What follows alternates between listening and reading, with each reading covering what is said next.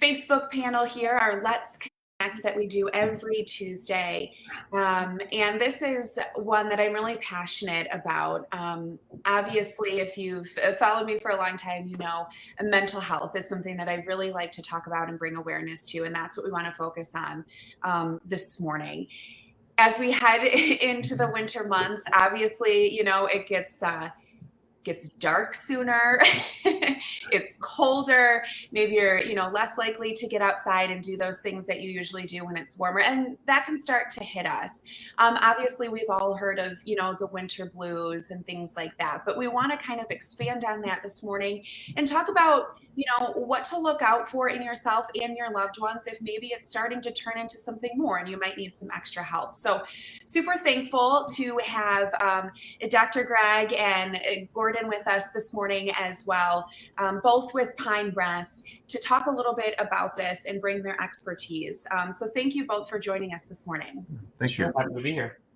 So first, let's talk a little bit about, I want people to realize, because I've talked to a lot of people lately, and I opened up about it as well. Just, I feel like these past couple weeks really hit me hard in the anxiety department.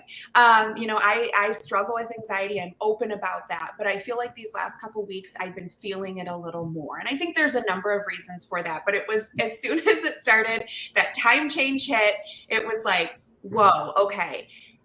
I need to get on top of this because it's going to be a long winter otherwise. So I think a lot of people are feeling that way that I've talked to. So let's talk a little bit about why that happens and that really people aren't alone if you've been feeling that too. Yeah, I mean, I think one of the things to start with is to remember that anxiety and depression are normal parts of the human emotional spectrum, right? We all experience depression at certain times. We all experience anxiety. So just having that isn't necessarily a bad thing or a problem. It's when it starts to really interfere with your ability to function, to engage in relationships, to engage with your family and friends, to do work. That's when it becomes more of a problem. And did you want to add anything to that, Gordon? Agreed. Yeah. Often anxiety and depression often come hand in hand. So that's not unusual at all. And, I think that when it comes to what's been going on recently in the last few months, we kind of talked about it earlier, but I think, this is the second holiday now with COVID, and it's affected us in so many different ways. And when someone tells you have to run a mile, you can maybe muster up the ability to do that. But when someone says, as you're about to hit the 1 mile mark, hey, it's actually going to be 3 or 4 or 2, it's difficult because we haven't necessarily planned for that. And it can be daunting. And so, yeah, I think that's part of it too. Yeah. And we were chatting a little bit about that because I think, like we mentioned, I mean, we're almost coming up on 2 years of this now. And a lot of people, that I've talked to that maybe necessarily didn't really struggle so much with their mental, emotional well-being through all of this are kind of starting to feel it now. Maybe they don't admit it, but you can tell in the way they act or the way that, their behavior is that it is starting to feel a little heavy. I mean, would you agree in the patients that you talk to or, what you're hearing and seeing that, maybe more people are starting to feel it a little more right now? Yeah, definitely in my practice, what I'm seeing certainly mirrors what Gordon is talking about. This idea of the expectation that we all had an expectation that COVID might last a certain amount of time. We got the vaccine about a year ago and people thought it would be different. And we're starting to feel like we're in the same place a year later. So that expectation, that expectancy is really going to hit people hard and is going to impact how people are feeling, bringing more anxiety, bringing more depression. Not to mention the fact that it is the second, as you said, the second year that we're having these holidays, and we might not be able to do them in the way that we wanted, the way that we hoped for, hoping that last year would be the one that was different, and then this year we could get back to normal, and maybe it's not as normal as people had hoped for. Yeah. And, maybe on top of that, people have heard of the winter blues or seasonal affective disorder, which we'll get into. And you're like, oh, well, that doesn't, that's never really affected me before. But maybe this year it is. And this is kind of like the trigger of, okay, maybe that is what's happening a little bit, because it doesn't necessarily have to happen every year, right? Well, I think typically it often does Okay. for seasonal affective disorder. But people with major depressive disorder can experience bouts of that in the winter for sure. So. Okay. Okay. So let's talk a little bit about that then. How do you know when it's something more? How do you know that it is, maybe you're not just going through a couple weeks of a phase of feeling down? And, how do you know that it is seasonal affective disorder? Yeah, it can be tough because again, we all experience depression, and when the weather gets colder and the days get shorter and it's darker outside, we don't have as much energy. We don't have as much drive to be doing those things that we might want to do. What I look for when I'm working with my clients is really how is your ability to function in your world being impaired? If you're so down and depressed and low energy that it's really hard to get out of bed every day, you're not able to focus at work, you're not engaging with your children or with your family, those are pretty big signs that this might be something more significant than just the winter blues, than just feeling a little bit down. When your anxiety is getting to the point that you just can't concentrate, you can't watch a TV show or read a book or have a conversation with someone, again, that's a sign that something more might be going on. And Gordon, do you want to add to that? Yeah, I mean, I think it's a matter of degree. We all feel down. We all have moments of that. Right. And so that's, I'm glad that Greg normalized that, because I think that's important for clients and people that, that we interact with to know that it's about degree. And when it starts impacting our functioning, as he said, I think that's when it gets to be a real problem. And I think one of the things that we sometimes forget with seasonal affective disorder, I think we perhaps minimize it. I think we sometimes say, well, it's kind of the nuisance of winter, but people can have suicidal thoughts with seasonal affective disorder, and it can be a really serious thing, with whether it's impairing our functioning or actually something where we contemplate our death. Yeah. And maybe even more so for people that don't usually experience that, right? So then it hits them during the winter, and it's not something that they usually openly talk about, or that their family members know that it's something that they deal with. Like, all my friends and family know I have anxiety and that it usually gets worse this time of year. But for people that aren't in tune with when talking about their mental health or mental illness, maybe it's something they tend to keep inside. Sure. And I think, the holidays are so much about expectations, as we were talking about expectations earlier. That's probably never going to change. That's always been the case. But I think people are probably a little bit more isolated in the last couple of years. And, I think sometimes we are reticent to bring up problems during times where we think other people are celebrating, or we don't want to, be a downer for people. Yeah, that's a good point, right? Because you think that you're the only one going through this, and you don't want to be the one that's,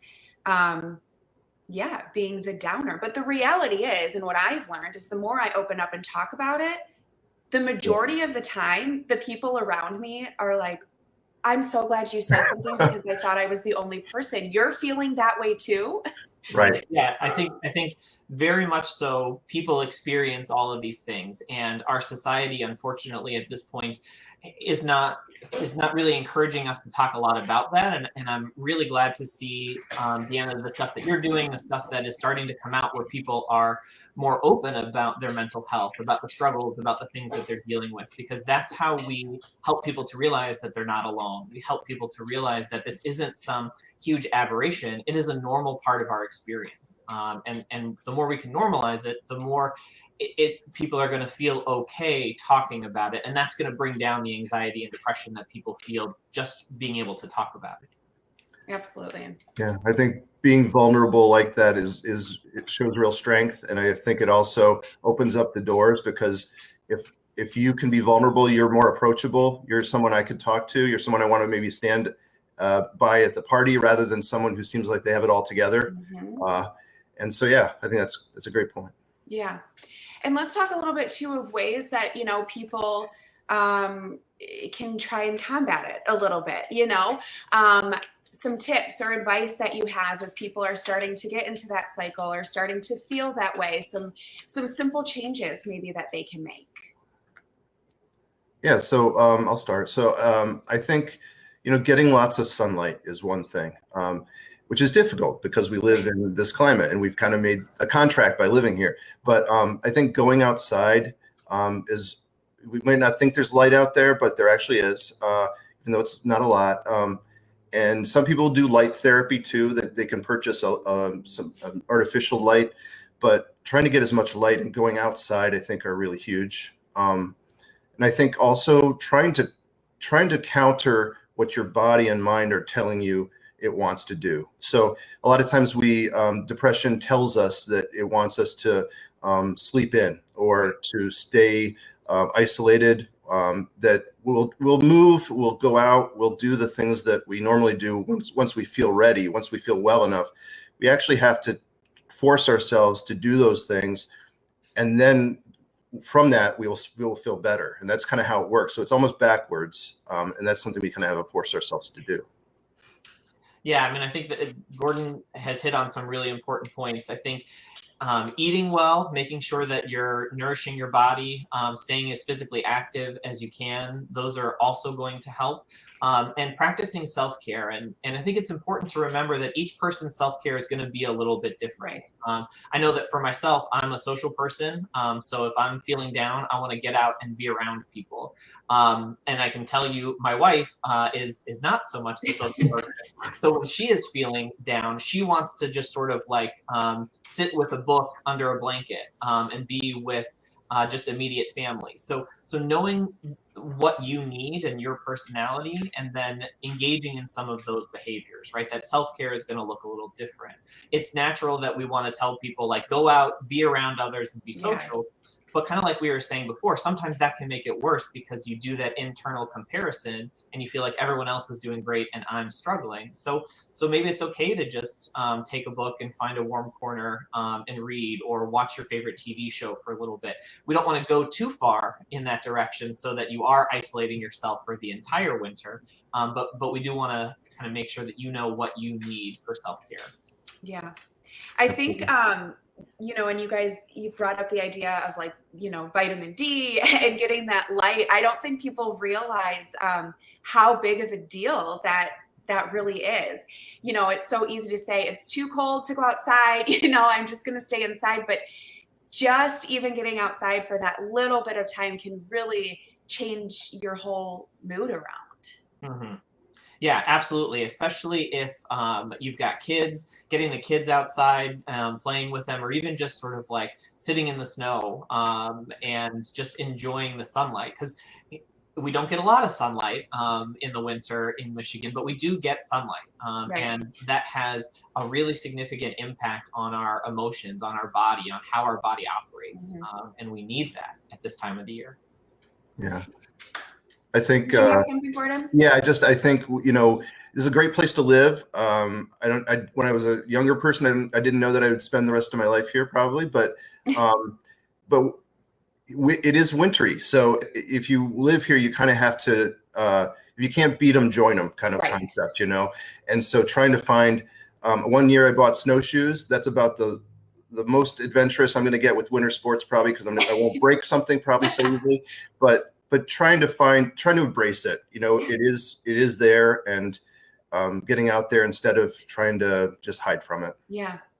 And we kind of have a discussion going on in the comments right now, and I want to bring it up because I think it's important for this whole conversation. We had someone say that this is enabling more people to be weak, and you kind of need to, just power through it, I guess, if you will. And there's some people responding saying, well, you're lucky enough to not suffer from anxiety or depression, but a lot of people do. And I think that, because we hear so much about mental health and so many people are talking about it, right? And there are more conversations about it, I feel like, than in years past. But at the same time, that idea is still out there, and that can make people feel very alone or afraid to speak up, because for so long there has been that idea of, well, you can get through it. It's fine. It's just in your head. You just got to be stronger than it. And if you don't have to deal with it yourself, it's hard to see that other side, that it's not that easy. Hmm. Yeah, I mean, to those sorts of comments, I often make the analogy of like if somebody has diabetes, it's not something that they can just sort of like power through and have willpower um, to manage their sugars if they have diabetes, right? And so for a lot of people, depression and anxiety have to do with neurotransmitters in the body being in the wrong levels or not being taken up the way that they need to. That's not 100% of it, but that is a big piece of it for many people. So we want to acknowledge that.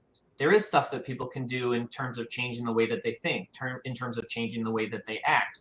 But we have to remember that one solution for one person isn't going to fit everyone. So it is very much a unique situation. Yeah, and I think it's hard to understand depression if you haven't felt clinical depression, if you haven't felt it.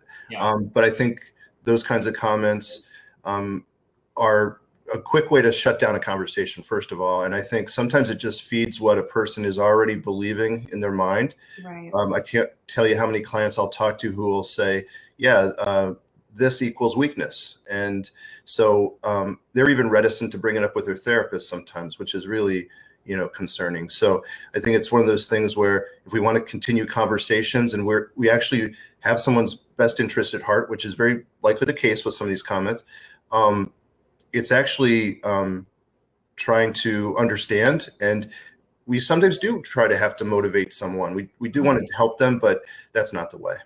Yeah. And I think, coming from a personal perspective, someone who has, dealt with it and severe anxiety and OCD, I'll tell you what, I don't want to feel that. It's not like I choose necessarily to feel that way. I wish I could snap my fingers and it would go away. It is not fun to live with. So I think, people need to remember that too. It's not like, this is enjoyable, right? Of course, you wish that you didn't have to live this way, and to hear those comments sometimes, like you said, can make it even worse. And those are things when you're in the midst of it, or it's, you're at the height of it. Those are things that you're already telling yourself. Why can't I get through this? Why can't I get over this? Those are things that you're already playing in your mind. So to hear them from someone else can sometimes make it a little worse. Right. I think it's about control. We all want to feel like we're in control, which is a great illusion, for the most part. And when we see someone that we care about, even slightly, who's struggling like this, and we don't have an answer, we want to control it. We want to say, "Hey, pull yourself up." And when we're going through it ourselves, we tend to blame ourselves sometimes for the same reason. If I can't control it, I can at least control the degree to which I blame myself and hold myself accountable. And so I think a lot of it has to do with that. Mm-hmm. That's a good point. Well, is there anything as we kind of wrap up here that you guys want to add, or that you want to leave people with? We're getting a lot of comments, and I appreciate all of you who have spoken up and have said, yeah, I'm struggling. I do get depressed in the winter. This year it does feel worse. So first of all, I want to say thank you for saying that, because I can guarantee someone who is listening and isn't speaking up, this is helping them to know that they're not alone. So I just want to give you, each one of you, kind of a chance to just share your final thoughts or message to people. Yeah, I think my final thoughts and message would be echoing the things we've talked about today, that you're not alone in feeling these things, that it is very normal to feel down, to feel depressed, to feel more of that during this time. And what you want to do is be proactive. If you're experiencing it, acknowledge it, work towards acceptance, even if you don't want to feel that way, and think about the control that you do have is, what can I do about this? Mm-hmm. I can't control what I am feeling directly, but I can control how I respond to what I'm feeling. So that's where we want to act. Take control, find some things that are going to be helpful for you to try and feel better, to get you engaged with the people who help you to feel happier, to help you to feel less anxious. And if you need additional support, whether for the long term or just for, a couple sessions to kind of help you get through this, there are therapists available at Pine Rest who would be happy to help. Absolutely.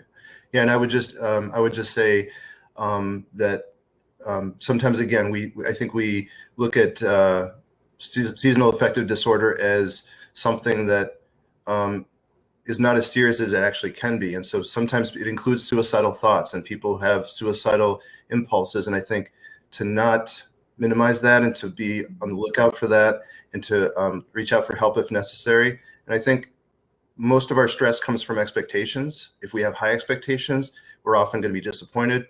And so be realistic that you're going through something difficult. It's a difficult climate to live in sometimes, and do what you can, and realize that there's limitations there. You don't have to look like the people on the front of the catalogs who are having fun frolicking in the snow. So right. And we're not going to have our lives aren't going to be like some sort of Hallmark movie. I think the holidays, and Gordon, this is a great point. It is about expectations, and so we do want to set those expectations to be reasonable. Our kids are not going to eat Thanksgiving dinner; they're going to eat the rolls, and that's about it. Maybe the mac and cheese if we're lucky, and that's okay. They're not going to be perfectly behaved for those pictures on Christmas morning. They're going to tear into the presents, and that's okay, right? So letting the holidays be what they are and trying to enjoy the things that you can out of it, instead of expecting it to be, this perfect image. Yeah. I'm so glad you guys said that, because I think that's such a huge part of it, especially these days. I catch myself doing it. You're scrolling through Instagram and through Facebook, and then you're like, oh my gosh, well, I haven't baked with my kids yet. My house doesn't look like that. Well, I don't have that for that. Well, we don't do, well, I don't feel like going out and playing with my kids, and then all of a sudden you put your phone down and it's like, you feel so overwhelmed. It's so easy to get lost in that comparison game, which goes back to the expectations and the control. So I think that's such a huge, huge point. And I don't think sometimes you even realize you're doing it, No, I agree. Well, I appreciate this so much. People saying good suggestions. Getting that help is a struggle. It's not always that easy. So before we close real quick, I just want to give you guys a chance to add a little something about that. I do hear that a lot when we do this kind of stuff is, well, I don't really know where to start. I don't know how to get into someone. It's not that easy. What advice do you have for people in that regards? Yeah, I would say no problem is too small. Sometimes people think, well, it's not that big a deal. They minimize it for the same reasons we've been talking about. So I think no problem is too small. And to reach out and to access a therapist, you could call Pine Rest. The website has the central access number there. I don't have it memorized, unfortunately, but that's one good way to start with Pine Rest. You don't have to know very much. You can just say, look, I really like to see a counselor. They're incredibly helpful when they answer the phone. And if you have any questions, you can also go to your insurance, and they usually have information to help you along the way too. If for some reason you're interested in going elsewhere, or you don't live in the area. So. Okay. Yeah. Also, if you're employed, many employers have what's called an EAP, or an employee assistance program, and they have therapists that they work with in the community, and those are paid for by your employer, so it doesn't cost you anything. You usually get 3 to 5 sessions, which might be perfect for a situation like this. As much as Pine Rest is a leader in mental health in the area, if you don't want to come to Pine Rest, or it's easier to get one of those new services that you can do entirely through your phone, absolutely try that. Try anything that could be supportive and helpful right now. There are plenty of places these days where you can get services almost immediately through your phone or tablet or whatever. You can also walk into Pine Rest. And you can go to our main campus and speak to someone, right then. There may not be an appointment at that moment, but they'll get you kind of scheduled, and they'll kind of figure out what it is that you're needing. Okay. Well, I appreciate you guys so much for doing this. And I appreciate everyone who is sharing as well. And hopefully this is just a reminder that you're not alone, and that there are resources out there, and some good advice there to remember. I know I'm going to keep repeating in my head this season. lower the expectations, control what I can control, right? So great advice from both of you. Thank you so much. And everyone who joined in on the conversation as well, appreciate you. So thanks, guys, and Thank you so much. have a good one. Have a great Thanksgiving. All right, Yeah. likewise. Happy holidays. Bye. Bye.